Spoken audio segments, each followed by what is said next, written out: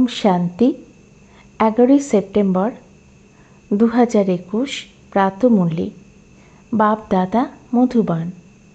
मिष्टि बाच्चारा सत्य बाबा सत्य खंड स्थापन करें। तोमरा बाबार काछे एसेछो नर थेके नारायण हওয়ার জন্য सत्यिकारेर नलेज शुनते।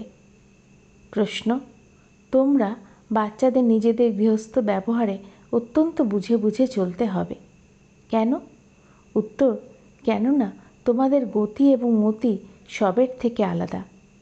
तोमादेर हलो गुप्त ज्ञान, सेइजन्य विशाल बुद्धि हये सकलेर साथे सम्पर्क बजाय राखते हबे। मने मने बुझते हबे आमरा सबाई हलाम भाई भाई बा भाई बोन। बाकी एमन नय जे स्त्री तार स्वामीके बोलबे जे तुमी हले आमार भाई।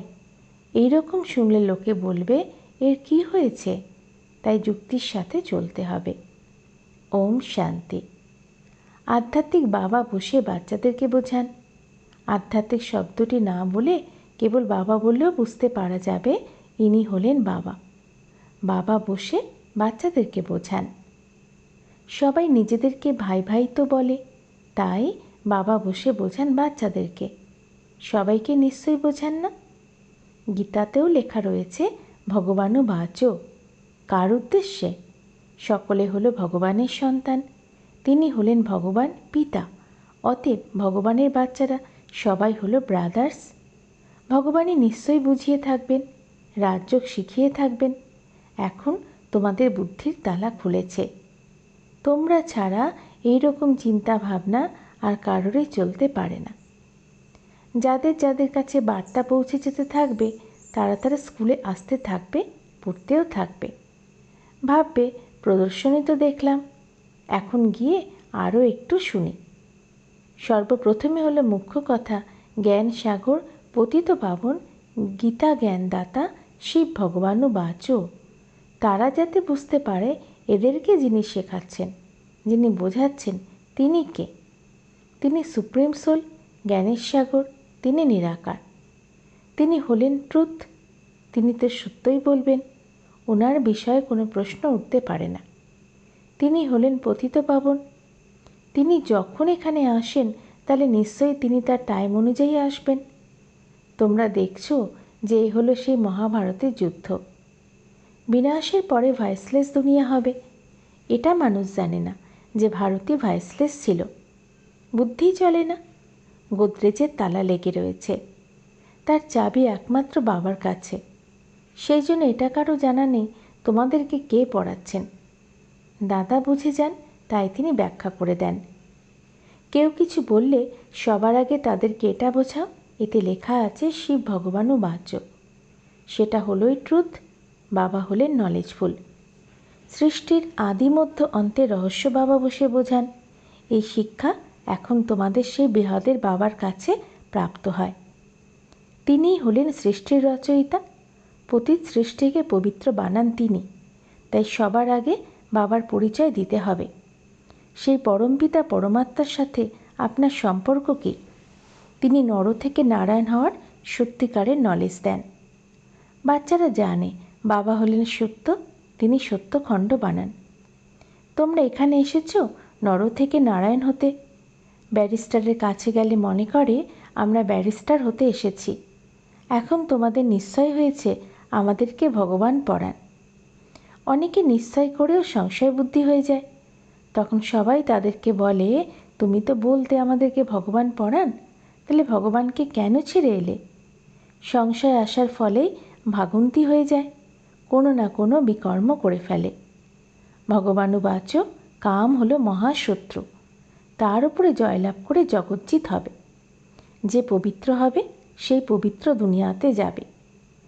এখানে হলো রাজযোগের বিষয়, তোমরা গিয়ে রাজত্ব করবে। বাকি যে আত্মারা রয়েছে তারা তাদের হিসাবপত্র মিটিয়ে দিয়ে ফিরে যাবে। এটা হলো কয়ামতের সময়। এখন এই বুদ্ধি বলে যে সত্যযুগের স্থাপনা অবশ্যই হবে। পবিত্র দুনিয়া সত্যযুগকে বলা হয়। বাকি সবাই মুক্তিধামে চলে যাবে। তাদেরকে আবার নিজেদের পাঠ রিপিট করতে হবে। তোমরাও নিজেদের পুরুষার্থ করতে থাকো। পবিত্র হয় পবিত্র দুনিয়ার মালিক হওয়ার জন্য। মালিক তো নিজেকে মনে করবে, তাই না? প্রজারও হলো মালিক। এখন প্রজারাও বলে থাকে না যে আমাদের ভারত। তোমরা এখন বুঝতে পারো এখন সবাই হলো নরকবাসী। এখন আমরা স্বর্গবাসী হওয়ার জন্য রাজযোগ শিখছি। সবাই তো আর স্বর্গবাসী হবে না। বাবা বলেন যখন ভক্তি মার্গ সম্পূর্ণ হবে তখন আমি আসব। আমাকে এসে সব ভক্তদেরকে ভক্তির ফল দিতে হবে। মেজরিটি ভক্তদের সবাই আহ্বান করে, হে গডফাদার। ভক্তদের মুখ থেকেও গডফাদার, হে ভগবান, এটা অবশ্যই নির্গত হবে। ভক্তি আর জ্ঞানের মধ্যে পার্থক্য আছে। তোমাদের মুখ থেকে কখনোই হে ঈশ্বর, হে ভগবান নির্গত হবে না। মানুষের অর্ধকল্পের প্র্যাকটিস হয়ে রয়েছে। তোমরা জানো তিনি হলেন আত্মাদের বাবা, হে বাবা। তোমাদের বলতে হবে নাকি কখনো? বাবার কাছ থেকে তোমাদের উত্তরাধিকার নিতে হবে। আগে তো এই নিশ্চয় হোক যে বাবার কাছ থেকে অবিনাশী উত্তরাধিকার নিচ্ছি। বাবা বাচ্চাদের উত্তরাধিকার নেওয়ার জন্য অধিকারী বানান। ইনি তো সত্যিকারের পিতা। বাবা জানেন আমি যে বাচ্চাদেরকে জ্ঞান অমৃত পান করিয়েছি, জ্ঞান চিতার ওপরে বসিয়ে বিশ্বের মালিক দেবতা বানিয়েছিলাম, তারাই কামচিতার ওপরে বসে ভস্মীভূত হয়ে গেছে। এখন আমি পুনরায় জ্ঞান চিতাতে বসিয়ে ঘোর নিদ্রা থেকে জাগিয়ে স্বর্গে নিয়ে যাই। বাবা বুঝিয়েছেন তোমরা আত্মারা সেখানে শান্তিধাম আর সুখধামে থাকো। সুখধামকে বলা হয় ভয়েসলেস ওয়ার্ল্ড, সম্পূর্ণ নির্বিকারী। ওখানে দেবতারা থাকে, আর ওটা হলো সুইট হোম, আত্মাদের ঘর। সব অ্যাক্টররা সেই শান্তিধাম থেকে এখানে পার্ট প্লে করতে আসে। আমরা আত্মারা এখানকার বাসিন্দা নই। লৌকিক অ্যাক্টররা হলো এখানকার বাসিন্দা, কেবল বাড়ি থেকে এসে ড্রেস পাল্টে নিয়ে পার্ট প্লে করে। তোমরা তো বুঝতে পারো যে আমাদের গৃহ হলো শান্তিধাম, যেখানে আমরা আবার ফিরে যাই। যখন সব অ্যাক্টররা স্টেজে চলে আসে তখন বাবা এসে সবাইকে নিয়ে যান। সেই জন্য তাঁকে লিবারেটর গাইডও বলা হয়। তিনি হলেন দুঃখ হরণকারী, সুখ প্রদানকারী। এত এত মানুষ কোথায় যাবে? একবার ভেবে দেখো, পতিত পাবনকে আহ্বান করে কিসের জন্য? নিজের মৃত্যুর জন্য। দুঃখের দুনিয়াতে থাকতে চায় না, সেই জন্য বলে ঘরে নিয়ে চলো। এরা সব মুক্তিকেই মানে। ভারতের প্রাচীন যুগ কত বিখ্যাত। বিদেশে যায় প্রাচীন রাজযোগ শেখাতে। খ্রিস্টানদের মধ্যেও অনেকে আছে যারা সন্ন্যাসীদেরকে খুব মানে। গেরুয়াধারীদের প্রতিপালন তা হলো হঠযোগের। তোমাদেরকে ঘর পরিবার ছাড়তে হবে না, না কোনো সাদা বস্ত্রেরও বন্ধন আছে।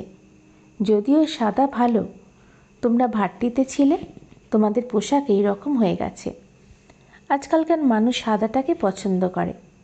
যেমন মানুষ মারা গেলে সাদা কাপড় পরে দেয়, তো কাউকে প্রথমে বাবার পরিচয় দাও যে দুজন পিতা তোমাদের। এই কথাটা বুঝতে তাদের সময় লাগে। প্রদর্শনীতে এত কিছু বোঝাতে পারবে না। সত্যযুগে একজন বাবা, এই সময় তোমাদের হলো তিনজন পিতা, কেননা ভগবান আসেন প্রজাপিতা ব্রহ্মার তনে। তিনিও তো বাবা সকলে। আচ্ছা, এই তিনজন বাবার মধ্যে উচ্চ বর্ষাকার। নিরাকার বাবা উত্তরাধিকার কিভাবে দেন? তিনি দেন ব্রহ্মার দ্বারা। ব্রহ্মার দ্বারা স্থাপনা করেন, ব্রহ্মার দ্বারা বর্ষাও দেন। এই চিত্রের দ্বারা তোমরা ভালোভাবে বোঝাতে পারো। শিব বাবা রয়েছেন, তারপরে হলেন প্রজাপিতা ব্রহ্মা আদিদেব, আদিদেবী। ইনি হলেন গ্রেট গ্রেট গ্র্যান্ডফাদার। বাবা বলেন আমাকে অর্থাৎ শিবকে গ্রেট গ্রেট গ্র্যান্ডফাদার বলা হবে না। আমি হলাম সবার বাবা। ইনি হলেন প্রজাপিতা ব্রহ্মা, তোমরা হলে ভাই বোন। তাই নিজেদের মধ্যে ক্রিমিনাল অ্যাসল্ট করতে পারো না। যদি উভয়ের মধ্যে বিকারের দৃষ্টি আকর্ষণ করতে থাকে তাহলে হোঁচট খেয়ে পড়ে, বাবাকে ভুলে যায়। বাবা বলেন তুমি আমার সন্তান হয়ে নিজের মুখে গালি দিয়ে থাকো। বেহাতের বাবা বাচ্চাদেরকে বোঝাচ্ছেন তোমাদের এই নেশা চড়ে রয়েছে। তোমরা জানো গৃহস্থ ব্যবহারেও থাকতে হবে, লৌকিক আত্মীয় পরিজনদের প্রতিও কর্তব্য পালন করতে হবে। লৌকিক বাবাকে তো তোমরা বাবাই বলবে, তাই না? বুদ্ধিতে থাকে ইনি আমার লৌকিক পিতা। এই জ্ঞান তো রয়েছে, এই জ্ঞান বড়ই বিচিত্র। আজকাল তো আবার নামও নিয়ে থাকে, কিন্তু কোনো ভিজিটার বা বাইরের লোকের সামনে ভাই বলে ডাকে তবে লোকে বলবে এর মাথা খারাপ হয়ে গেছে। তাই যুক্তির সাথে চলতে হবে। তোমাদের হলো গুপ্ত জ্ঞান, গুপ্ত সম্বন্ধ। বেশিরভাগ ক্ষেত্রে স্ত্রীরা স্বামীর নামই নেয় না, স্বামী স্ত্রীর নাম নিতে পারে। এই বিষয়ে অত্যন্ত যুক্তির সাথে চলতে হবে। লৌকিকের সাথে কর্তব্যের জন্য সম্বন্ধ রেখে চলতে হবে। বুদ্ধি চলে যাওয়া উচিত ওপরে। আমরা বাবার থেকে অবিনাশী উত্তরাধিকার নিচ্ছি। বাকি কাকাকে কাকা, বাবাকে তো বাবা বলতেই হবে। যারা ব্রহ্মাকুমার কুমারী নয় তারা ভাই বোন বুঝবে না। যারা বিকে হয়েছে তারাই এই বিষয়টিকে বুঝবে। বাইরের লোকেরা আগেই চমকে যাবে। এতে বোঝার জন্য ভালো বুদ্ধি চাই। বাবা তো বাচ্চাদেরকে বিশাল বুদ্ধির বানাচ্ছেন। তোমরা আগে সসীমের বুদ্ধির ছেলে, এখন বুদ্ধি চলে যায় অসীমের বাবার কাছে। তিনি হলেন আমাদের অসীমের বাবা। এরা সবাই হলো আমার ভাই বোন। কিন্তু বাড়িতে শাশুড়িকে শাশুড়ি বলবে, দিদি বা বোন বলবে নাকি? বাড়িতে যারা থাকে তাদের অত্যন্ত যুক্তির সাথে চলতে হবে। নাহলে লোকে বলবে এরা তো স্বামীকে ভাই, শাশুড়িকে বোন বলে। এটা কি? এই জ্ঞানের কথাগুলিকে তোমরাই জানো, আর কেউ জানে না। বলে না, প্রভু তোমার গতি আর মতি তুমি জানো। এখন তোমরা ওনার সন্তান হচ্ছ, সুতরাং তোমাদের গতি আর মতিও তোমরা জানো। খুবই সতর্কতার সাথে চলতে হয়।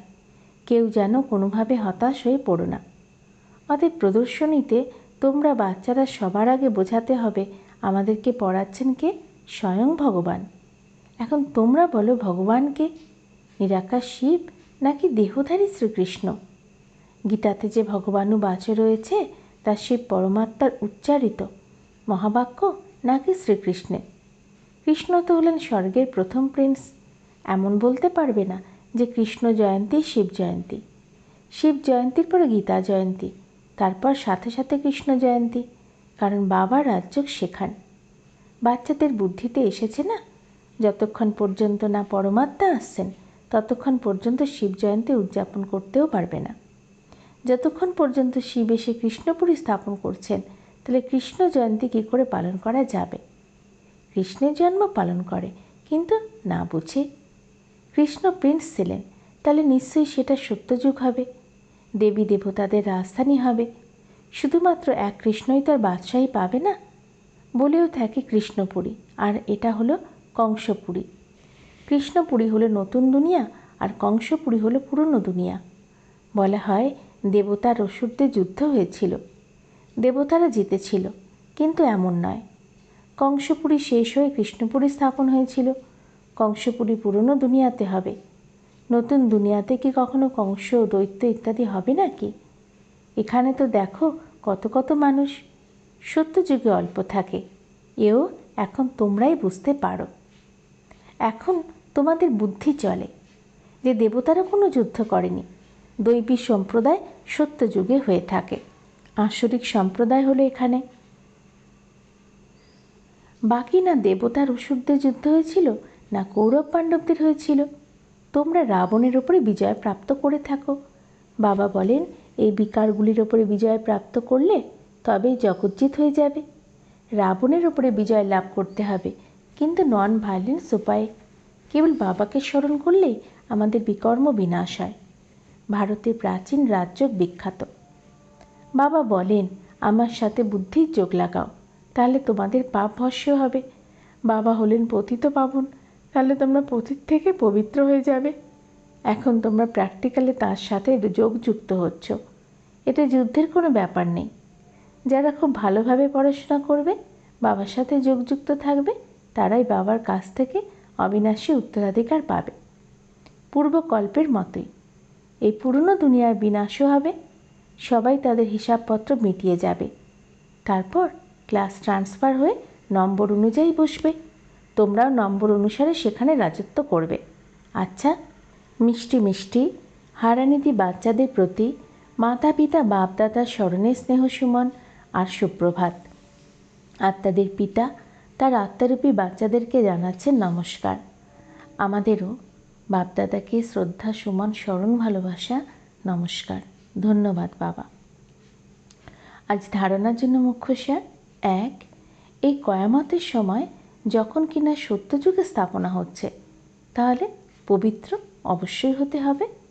বাবা এবং বাবার কার্যে কখনোই সংশয় আনবে না। 2, জ্ঞান এবং সম্বন্ধ হল গুপ্ত, সেই জন্য লৌকিকে খুবই যুক্তির সাথে বিশাল বুদ্ধি হয়ে চলতে হবে। এমন কোনো কথা বলবে না যাতে যে শুনছে সে বিরূপ হয়ে যায়। বরদান, মনোমত পরমতকে সমাপ্ত করে শ্রীমত অনুসারে পদ্ম গুণ উপার্জন সঞ্চয়কারী পদ্মাপদম ভাগ্যশালী ভব। অর্থাৎ শ্রীমত অনুসারে যে চলবে তার একটি সংকল্প মনমত অথবা পরমত অনুযায়ী করতে পারবে না। স্থিতির স্পিড যদি তীব্র না হয় তবে অবশ্যই কিছু না কিছু শ্রীমতে মনমত অথবা পরমত মিক্স রয়েছে। মনমত অর্থাৎ অল্পজ্ঞ আত্মার সংস্কার অনুসারে যে সংকল্প উৎপন্ন হয় তা স্থিতিকে বিচলিত করে দেয়। সেই জন্য চেক করো আর করাও, একটি কদমও বিনা শ্রীমতে যাতে না হয়, তবে পদমগুণ উপার্জন জমা করে পদ্মাপদম ভাগ্যশালী হতে পারবে। স্লোগান, মনে সকলের জন্য কল্যাণের ভাবনা বজায় থাকবে, এটাই হলো কল্যাণকারী আত্মার কর্তব্য। কয়ামত, ইসলামী মতে আল্লাহ প্রলয়ের সময় সবাইকে কবর থেকে পুনরুত্থিত করে বিচার করেন, এটাই এর অর্থ। ওম শান্তি।